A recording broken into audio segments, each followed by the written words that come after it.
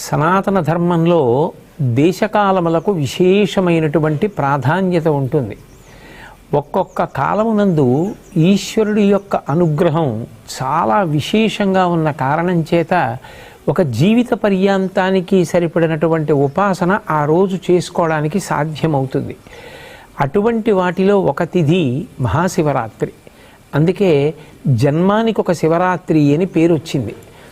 ఆ మహాశివరాత్రి మాఘమాసంలో వచ్చేటటువంటి కృష్ణపక్షంలో అర్ధరాత్రి వేళటికి చతుర్దశి పరివ్యాప్తమైతే దాన్ని మహాశివరాత్రి అని పిలుస్తారు. మనకి దక్షిణాయనం ఉత్తరాయణం రెండు ఆయనములు. ఇందులో శ్రావణ మాసంలో బహుళపక్షంలో వచ్చేటటువంటి అష్టమి తిథి నాటి అర్ధరాత్రి వేళ కరచరణాదులతో కృష్ణ పరమాత్మ ఆవిర్భవించారు. ఆయన అర్ధరాత్రి రావడానికి కారణం జగద్గురువై లోకమునకు అజ్ఞానపు చీకట్లు పోగొట్టి దేశకాలములతో సంబంధం లేకుండా అందరూ తరించడానికి వీలైనటువంటి ప్రస్థానత్రయంలో ఒకటైనటువంటి భగవద్గీతని ఇచ్చారు. మళ్ళీ అక్కడ నుంచి 6 నెలలు లెక్క పెడితే మాఘమాసం వస్తుంది. శ్రావణం నుంచి భాద్రపదం, ఆశ్వయుజమాసం, కార్తీకం, మార్గశీర్షం, పుష్యం, మాఘం. ఈ 6 నెలల్లో 6వదైనటువంటి మాఘమాసంలో వచ్చినటువంటి కృష్ణపక్ష చతుర్దశి అర్ధరాత్రి వేళ పరమశివుడు లింగాకారంగా ఆవిర్భవించాడు. అది ఎంత పెద్ద లింగము అంటే యజుర్వేదం దాని గురించి మాట్లాడింది. ఆ పాతాళ నభస్థలాంత భవన బ్రహ్మాండమావిస్ఫురత్ జ్యోతిస్ఫాటిక లింగమౌళి విలసత్పూర్ణేందు వాంతామృతై అస్తోకాప్లుతమేకమీశమనిశం రుద్రాను వాకాన్ జపన్ ధ్యాయేత్ ఈప్సిత సిద్ధయే ధ్రువపదం విప్రోభిషించేచ్చివం బ్రహ్మాండ వ్యాప్తదేహ భసిత హిమరుచాభా సమానాభుజంగై కంఠే కాళా కపర్దా కలిత శశికళాశ్చండ కోదండహస్తా త్రిక్షా రుద్రాక్షమాలా సులలిత వపుష శాంభవా మూర్తిభేదా రుద్రాశ్రీ రుద్రసూక్త ప్రకటిత విభవాన ప్రయచ్చస్తు సౌఖ్యం అంది. పాతాళం కన్నా కింద నుంచి పైన ఉన్నటువంటి అంతరిక్షం కన్నా ఇంకా పై వరకు ఒక జ్యోతిర్లింగము ఆవిర్భవించింది. అర్ధరాత్రి వేళ బాగా కంటిని ఆకర్షించేది ఏది అంటే జ్యోతి. శ్రావణ మాసంలో అర్ధరాత్రి వేళ జ్యోతిస్వరూపుడై జగదాచార్యుడై కరచరణాదులతో కృష్ణ పరమాత్మ వచ్చారు. 6 నెలల తరువాత అర్ధరాత్రి వేళ కరచరణాదులు లేవు, కానీ ఒక రూపం ఉన్నది. అందుకే అరూపరూపి అంటారు శివలింగాన్ని. అంత పెద్ద శివలింగం జ్యోతిస్వరూపంతో ఆవిర్భవించింది. అంత పెద్ద జ్యోతిస్వరూపమైనటువంటి జ్యోతిర్లింగం కనుక అది అజ్ఞానపు చీకట్లు పోగొడుతుంది. అటువంటి శివలింగం ఆవిర్భవించినటువంటి రోజు ఏది ఉన్నదో దానినే మహాశివరాత్రి అని పిలుస్తారు. మనకి ఒక్కొక్క తిథిని ఎలా చేసుకోవాలి అన్నదానికి ఋషిప్రోక్తమైనటువంటి కల్పం ఉంటుంది. మహాశివరాత్రి ఉపవాసము జాగరణ రెండిటినీ కూడా చేసేటటువంటి తిథి. అందుకే ఆ రోజు తెల్లవారుజామున అంటే బ్రాహ్మీ ముహూర్తంలో నిద్రలేచి నిత్యకర్మానుష్ఠానం పూర్తి చేసుకొని చక్కగా పరమశివుణ్ణి విశేషమైనటువంటి ఆరాధన చేస్తారు. ఉపవాసం ఉంటారు. ఉపవాసము అన్న మాటకు అర్థం ఏమిటంటే ఎటువంటి సాత్వికమైన పదార్థాన్ని తీసుకుంటే కనురెప్ప పడిపోకుండా నిద్ర రాకుండా మనసు భగవంతుని పాదముల యందు నిలబడుతుందో అటువంటి ఆహారమును పరిమితంగా తీసుకుని శరీరాన్ని భగవంతుని యొక్క ఉపాసన యందు నిలబెట్టుకోవడానికి యోగ్యంగా సిద్ధం చేసుకుంటారు. కంటికి కడుపుకి దగ్గర సంబంధం. కడుపు నిండా తినేసామనుకోండి కనురెప్ప పడిపోతుంది. మనసు బాగా సత్వగుణంతో నిలబడాలి అంటే ఉపవాసము, భగవంతుడికి దగ్గరగా నిలబడాలి అంటే దానికి వీలైనటువంటి మార్గంలో సాత్వికమైనటువంటి ఆహారాన్ని పరిమితంగా తీసుకుంటారు. ఏదో కాసిని పాలు, కొద్దిగా పండు ముక్కలు ఇటువంటివి తీసుకొని సత్వగుణంతో మనసు నిలబెట్టి తద్వారా భగవంతుని యొక్క ఆరాధన చేసి 5 జ్ఞానేంద్రియములను మార్చి మార్చి భగవంతుని యొక్క ఆరాధన యందు ఉపయోగిస్తారు. దాన్ని ఉపవాసము అని పిలుస్తారు. ఏ కారణం చేతనైనా శరీర ఆరోగ్యం అనుమతించకపోతే వైద్యుని సలహా మేరకు ఆహారం తీసుకున్నా వచ్చేటటువంటి ఇబ్బంది ఉండదు. వైద్యుడే శివస్వరూపం ప్రథమో దైవ్యోభిషకౌ అంటుంది యజుర్వేదం. శివుని యొక్క మొదటి రూపం వైద్యుడు. ఆ వైద్యుడే నువ్వు ఆహారం తిను అన్నాడు అనుకోండి, అప్పుడు తిన్నా వచ్చిన దోషం ఏం లేదు. తినకుండా ఉండగలిగితే సాత్విక ఆహారం తీసుకుని శరీరం నిలబడడానికి కావలసినంత పుచ్చుకోవచ్చు. 5 ఇంద్రియములను మార్చి మార్చి శివారాధన యందు ఉపయోగిస్తారు. కన్ను ఉందనుకోండి, ఆ కంటితో ఒక దేవాలయానికి వెళ్ళి దేవాలయ గోపురం, దేవాలయ ప్రాకారం, నందీశ్వరుడు, పరివార దేవతలు, చండీశ్వరుడు, నటరాజస్వామి, దక్షిణామూర్తి, ఆలయ శిఖరం, ఆలయం గంటలు, వీటన్నింటినీ కూడా చూస్తూ గడిపి శివలింగ దర్శనం చేసి ఆనందం పొందుతారు. అలాగే చెవులతో కొంతసేపు శివ సంబంధమైనటువంటి కీర్తనలు వింటూ, వేదమంత్రాలు వింటూ, పెద్దలు చెప్పేటటువంటి మంచి మాటలు వింటూ గడుపుతారు. శరీరంతో ఏదో భగవంతుడికి కావలసినటువంటి గంధాన్ని తీస్తూ, బిల్వదళాలని సిద్ధం చేస్తూ, పువ్వులు కోసి తీసుకొచ్చి మార్చి మార్చి శరీరాన్ని, ఇంద్రియాల్ని యాంత్రికమైనటువంటి స్థితిని పొందకుండా ఉండడం కోసం, ఉత్సాహం నిలబడడం కోసం భగవత్ సేవలో ఉపయోగిస్తారు. ఉపయోగించి శివాభిషేకం చేస్తారు. మనకి ఈ దేశంలో గొప్ప ఆశీర్వచనం ఏమి అంటే, మీరు చల్లగా ఉండండి అంటారు. మీరు చల్లగా ఉండాలి, మీ ఇల్లు చల్లగా ఉండాలి, మీ అమ్మగారి కడుపు చల్లగా ఉండాలి, మీ అందరూ చల్లగా ఉండాలి. చల్లగా ఉండాలి అన్న మాటకు అర్థం ఏమిటంటే, మనసు ఉద్వేగం పొందవలసిన అవసరం లేకుండా, తాపం లేకుండా, అందరి యొక్క అవసరములు తీరి అందరూ ప్రశాంతంగా ఉండేటటువంటి స్థితి కలగాలి. అలా కలగాలి అంటే మీరందరూ చల్లగా ఉండాలి అని ఆశీర్వచనం చేస్తారు. అందరూ చల్లగా ఉండడం ఎప్పుడు సాధ్యమవుతుంది? అంతటా వ్యాపించినటువంటి శివలింగము చల్లబడాలి. సహజంగా శివలింగం మీద చంద్రబింబం ఉన్న కారణం చేత ఆ చంద్రుడిలోంచి స్రవించేటటువంటి అమృత ధారల చేత శివలింగం చల్లబడుతూ ఉంటుంది. దానికి సంకేతంగా శివాలయంలో శివలింగం మీద ధారాపాత్ర ఉంచి అందులోంచి సన్నటి ధార ఎప్పుడూ పడేటట్టుగా ఉంచుతారు. మనం కూడా ఆ రోజున పార్థివలింగం చేసి కానీ, శివాలయంలో ఉండేటటువంటి శివలింగాలకి కానీ అభిషేకం చేశామనుకోండి, దాని చేత శివలింగాలు చల్లబడతాయి. లింగం చల్లబడింది అన్న మాటకు అర్థం ఏమిటంటే, ఒక్క నా ఊరు, నా కుటుంబం, నా వీధి కాదు, అందరూ చల్లగా ఉండాలి. ప్రపంచంలో ఉన్న వాళ్ళందరూ చల్లగా ఉండాలి. ఎవరి మధ్య వైషమ్యాలు ఉండకూడదు.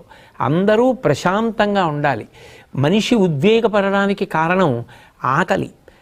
ఆకలి వేసి అన్నం దొరకకపోయినా ధర్మం నిలబడదు. ఆకలితో ఉన్న ప్రజలు ధర్మాన్ని పాటించమంటే ఎలా పాటిస్తారు? నీరు దొరకకపోతే ధర్మం నిలబడదు. అందుకే అందరి అవసరాలు తీరాలంటే భగవదనుగ్రహంతో పడవలసినటువంటి వర్షములు సకాలంలో పడాలి. శం ద్విపదే, శం చతుష్పదే, 2 కాళ్ళున్న ప్రాణులే కాదు, 4 కాళ్ళున్న ప్రాణులు కూడా కడుపు నిండా ఆహారం తిని అంతటా చల్లబడి అందరూ చల్లగా సంతోషంగా ఉండాలి. ధర్మ మార్గంలో నడవాలి. ఎవరు ఎవరిని చెనకకూడదు. దాని వలన శాంతి కలగాలి.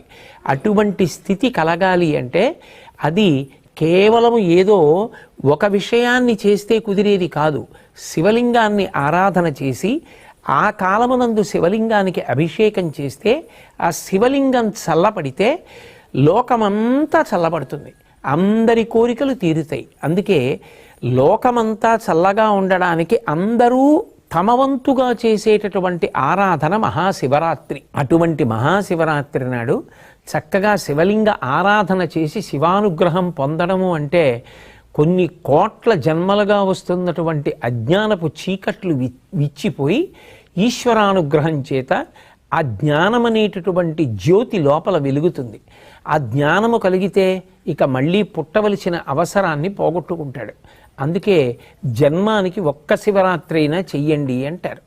ఒక బిల్వదళంతో అర్చన చేయడం, తుమ్మిపూలతో అర్చన చేయడం, పంచామృతాలతో అభిషేకం చేయడం, అలాగే ఆ కాలమునందు దొరికేటటువంటి పుష్పములను సేకరించి ఈశ్వరార్చన చెయ్యడం, భాగవతులందరూ కూర్చుని చక్కగా భజన చేసుకోవడం, ఇవన్నీ కూడా మహాశివరాత్రి నాడు విధింపబడినటువంటి విశేషాలు.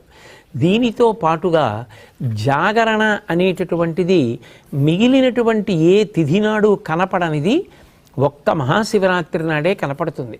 జాగరణ అన్న మాటకు అర్థం ఏమిటంటే మెలకువగా ఉండుట. సాధారణంగా మనందరం మెలకువగా ఎప్పుడు ఉంటాం? పగటి వేళ మెలకువగా ఉంటాం, రాత్రి వేళ నిద్రపోవడం విధింపబడింది. నిద్రపోవాలి తప్ప నిద్రపోకుండా తెలివిగా ఉండకూడదు. కానీ ఒక్క మహాశివరాత్రి నాడు మాత్రం జాగరణ చేస్తారు. జాగరణ అంటే కేవలం తెలివిగా ఉండడం, కేవలం నిద్రపోకుండా ఉండడం అని కాదు దాని అర్థం. జాగరణ చేస్తున్నాడు అన్న మాటకు అర్థం ఏమిటంటే ఆ రోజున మెలకువగా ఉన్నాడు అంటే తనని తాను పరిశీలిస్తున్నాడు, జాగ్రత్త పడుతున్నాడు. ఎందుకు మెలకువగా ఉన్నాడు అంటే ఏదైనా తనని పట్టుకోకూడనిది వచ్చి పట్టుకుంటుందేమో అని జాగ్రత్త పడుతున్నాడు. ఎక్కడి నుంచి వచ్చి పట్టుకుంటుంది? ఏదో బయట నుంచి వచ్చి పట్టుకునేది కాదు. కొన్ని కోట్ల జన్మల నుంచి మళ్ళీ పుట్టి మళ్ళీ చచ్చి మళ్ళీ పుట్టి మళ్ళీ చచ్చి జనన మరణ చక్రమనందు తిరగడానికి కారణం అరిషడ్వర్గములకు వశం కావడం. కామక్రోధ లోభ మద మోహ మాత్సర్యములనేటటువంటి 6 శత్రువులు ఎక్కడో ఉండరు, ఇక్కడే కూర్చుని ఉంటారు. కామక్రోధశ్చ లోభశ్చ దేహే తిష్టంతి తస్కరాహ జ్ఞానరత్నాపహారాయ తస్మాత్ జాగ్రత్త జాగ్రత్త అంటారు. ఎప్పుడూ జాగ్రత్తగా ఉండు. అవి ఎప్పుడు పైకి లేస్తాయో తెలీదు. కామము, క్రోధము, లోభము, మదము, మోహము, మాత్సర్యము అనబడేటటువంటి 6 శత్రువులు కొంచెం ధ్యానం చేసి కొంచెం భక్తిగా ఉందామని ప్రయత్నం చేసేటప్పటికీ లోపల నుంచి ఆ శత్రువు పైకొచ్చి ఆ ఉపాసనని ధ్వంసం చేసి మనిషిలో రాక్షసత్వం కలిగేటట్టు చేస్తాడు. ఒక రాత్రంతా జాగరణ చేయడము అన్న మాటకు అర్థం ఏమిటంటే ఇటువంటివి తన దరికి చేరకుండా ఉండడానికి జాగ్రత్త పడడాన్ని అభ్యాసం చేస్తాడు. వీటన్నిటికీ విరుగుడేమిటి అంటే అవి మనని పట్టుకున్నాయి, మనం దాన్ని పట్టుకోలేదు. కామం నన్ను పట్టుకుంది, కామాన్ని నేను పట్టుకోలేదు. కోపం నన్ను పట్టుకుంటుంది, కోపాన్ని నేను పట్టుకోలేదు. లోభం నన్ను పట్టుకుంది, నేను లోభాన్ని పట్టుకోలేదు. అవి నన్ను వదిలిపెట్టాలంటే దానికి పరిష్కారం ఏమిటంటే ఏది చూస్తే దానికి చికాకు కలుగుతుందో అది కనపడితే అది వదిలేస్తుంది. ఉదాహరణకి జలగ పట్టుకుందనుకోండి, నెత్తురు తాగేస్తూ ఉంటుంది. మీరు జలగ పట్టుకుందని దాన్ని వదిలించుకుందామని పట్టుకుని లాగారనుకోండి, సాగుతుంది తప్ప వదలదు. అందుకే వీడు జలగలా సాగుతున్నాడు రా అంటారు. అప్పుడు ఏం చేస్తారు? జలగ ఎక్కడ పట్టుకుందో అక్కడ ముగ్గు తీసుకొచ్చి వేస్తారు. జలగ నోటి దగ్గర ముగ్గు వేస్తే దానికి ఆ ముగ్గు అంటే పరమ అసహ్యం, వెంటనే వదిలిపెట్టి కింద పడిపోతుంది. ముగ్గు తగిలితే జలగ వదిలిపెట్టేసినట్టు భగవత్ సంబంధమైన విషయములు ఏవి లోపలికి వెడుతున్నా ఇవి పైకి లేవవు. అగ్ని పైకి లేస్తోందనుకోండి, దీప్తమగ్ని వివాంభస అంటారు. నీరు పోసారనుకోండి అగ్ని చల్లారిపోతుంది. నెయ్యి పోస్తే అగ్ని పైకి లేస్తుంది. కోరికలు తీర్చుకున్న కొద్దీ కోరికలు విజృంభిస్తాయి. నాకు కోపం ఎక్కువ అండి అని అదేదో గొప్ప అనుకుంటే కోపం ఎక్కువే అవుతుంది. వాటిని పరిశీలించుకోవాలంటే అవి దేన్ని పోస్తే అణిగిపోతాయో పరిశీలించాలి. ఆ పరిశీలించేటటువంటి రాత్రి ఏది ఉందో, ఏనాడు నువ్వు మెలకువగా ఉండి ఏవి నిన్ను అజ్ఞానపు చీకటిలోకి నెట్టేస్తున్నాయో వాటిని పరిశీలించేటటువంటి రాత్రికి జాగరణమని పేరు. ఆయన జ్ఞానజ్యోతి అయి ఆవిర్భవించినటువంటి పరమ పవిత్రమైన తిథి. ఆ రోజున మనం పరిశీలించడం మొదలు పెడితే మనకి శివానుగ్రహం కలుగుతుంది. ఆయన వచ్చిందే అందుకు. నేను నిన్ను శివుణ్ణి చేస్తాను, నీకు వీటిని గెలవడానికి మార్గాలు నీకే తట్టేటట్టుగా చేస్తానంటాడు. ఒకడు అప్పటి వరకు కోపం గొప్ప అనుకున్నాడు. ఒకరోజు జాగరణ చేసి బాగా ఆలోచించాడనుకోండి, తెలుస్తుంది కోపం వల్ల ఏమి సాధిస్తాను. ఒకవేళ నేను బలవంతుడనై కోపము చేత అవతలవాణ్ణి శాసించినా అది తాత్కాలికం, వాడు మళ్ళీ ఎప్పుడోప్పుడు తిరగబడతాడు. కానీ ప్రేమ చేత జయించింది శాశ్వతం. అందుకే కోపం కన్నా ప్రేమ గొప్పది అని తెలుసుకున్నాడు. కోపము నన్ను పాడు చేస్తోంది. నేను కోపంతో ఎవరినైనా ఏమైనా అంటే వారు దాన్ని తీసుకోకపోతే అది వారినేం చేయదు. కానీ కోపంతో దుర్భాషలాడి నేను పాపం మూట కట్టుకుంటున్నాను. అందుకే కోపము శత్రువు, దీన్ని నేను దగ్గరికి రానివ్వకూడదు. ఇది పైకి లేస్తుంటే నేనేం చెయ్యాలి? అది లేవకుండా నీళ్లు పొయ్యాలి. ఏమిటా నీళ్లు? ఈశ్వర చింతనము. నేను వెంటనే ఓ గదిలోకి వెళ్ళి కూర్చుని భగవంతుడి గురించి ఆలోచించడం మొదలుపెట్టాను అనుకోండి, ఆయన లోకం కోసం హాలాహలాన్ని భక్షించి అందరూ దేన్ని నిరసిస్తారో దాన్ని తీసుకెళ్ళి నెత్తి మీద పెట్టుకున్నాడు. చంద్రుడు తప్పు చేశాడని లోకమంతా విమర్శించింది. ఆ చంద్రుడిని తెచ్చి నెత్తి మీద పెట్టుకున్నాడు. హాలాహలం బయటికెడితే పాడు చేస్తుందని కంఠంలో పెట్టుకున్నాడు.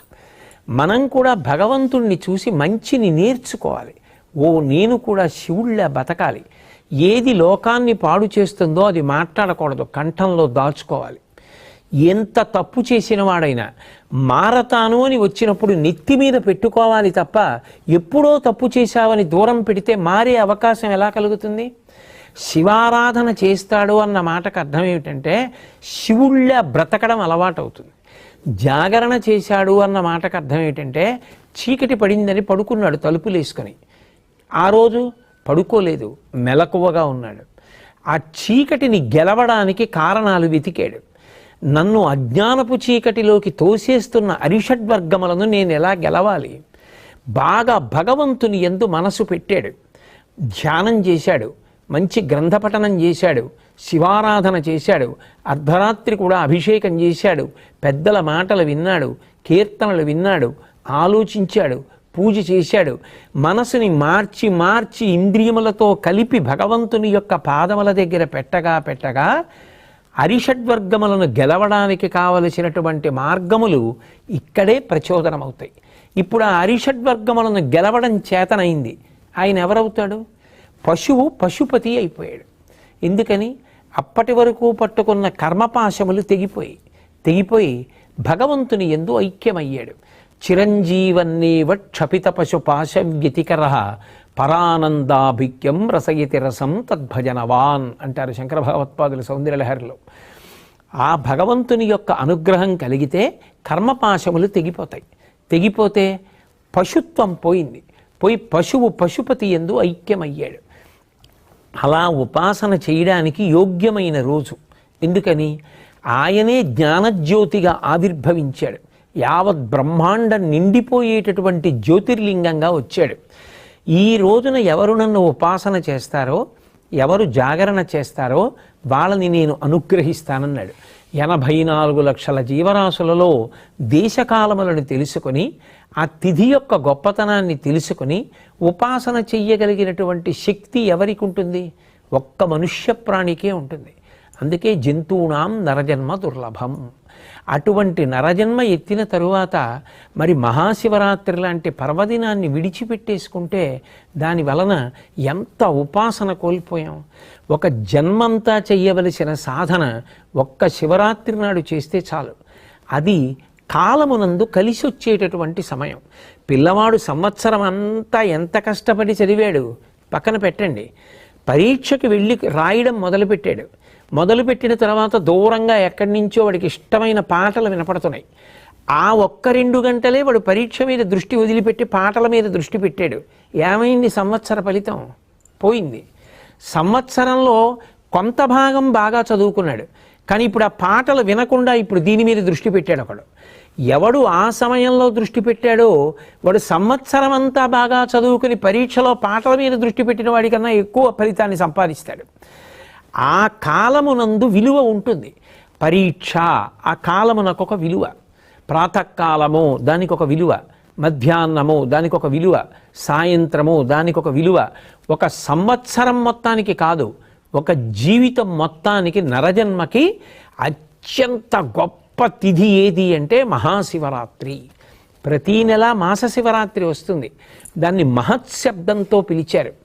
మహాశబ్దంతో పిలవబడినటువంటి తిథులు మీకు కనపడవు.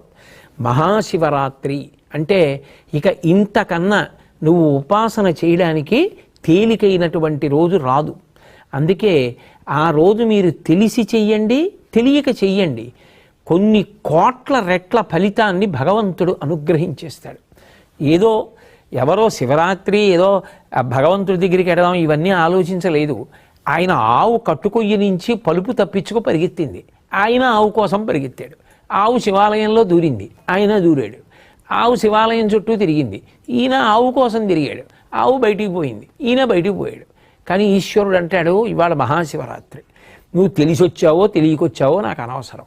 ఆవు కోసం వచ్చావో దూడ కోసం వచ్చావో నా చుట్టూ తిరిగావు కదా, నువ్వు ఇవాళ చేసిన ప్రదక్షిణాన్ని కోట్లతో హెచ్చించి నీకు ఫలితాన్ని ఇస్తున్నానంటాడు. అంటే ఒక్కొక్క కాలమునందు చేసేటటువంటి ఉపాసనకి అంత శక్తి ఉంటుంది. అయినప్పుడు ఇంత గొప్ప తిథి మనకి దగ్గరలో ఉన్నప్పుడు మనం దాని గురించి తెలుసుకొని సమాయత్తమై మనకి శరీరం ఎంతవరకు అనుమతిస్తే అంతవరకు, ఆరోగ్యం ఎంతవరకు అనుమతిస్తే అంతవరకు, మరీ ఛాందసత్వానికి పోకుండా, శక్తి ఉన్నప్పుడు చెయ్యగలిగినది విడిచిపెట్టకుండా సమతౌల్యాన్ని పాటిస్తూ మనసుని భగవంతుని యందు పెట్టడం అన్నది ప్రధానం చేసుకొని ఇంద్రియములతో కలిపి మనసుని మార్చి మార్చి భగవంతుని యందు పెట్టి ఆయన చేసిన ఉపకారములను స్మరించి మనం భగవంతుని యందు చేరిపోవడానికి నరజన్మ అనేటటువంటిది అత్యంత ప్రధానమైనది. కాబట్టి సద్వినియోగం చేసుకోవడానికి అపూర్వమైనటువంటి రోజు ఈ మహాశివరాత్రి. అటువంటి మహాశివరాత్రిని మనందరం భక్తి శ్రద్ధలతో ఆచరించి పరమేశ్వరానుగ్రహానికి పాత్రులమవుదాం. ఇటువంటి మహాపర్వదినాన్ని పురస్కరించుకొని అసంఖ్యాకమైనటువంటి భక్తి టీవీ ప్రేక్షకులకు శ్రోతలకు నా హృదయపూర్వకమైనటువంటి శుభాకాంక్షలు.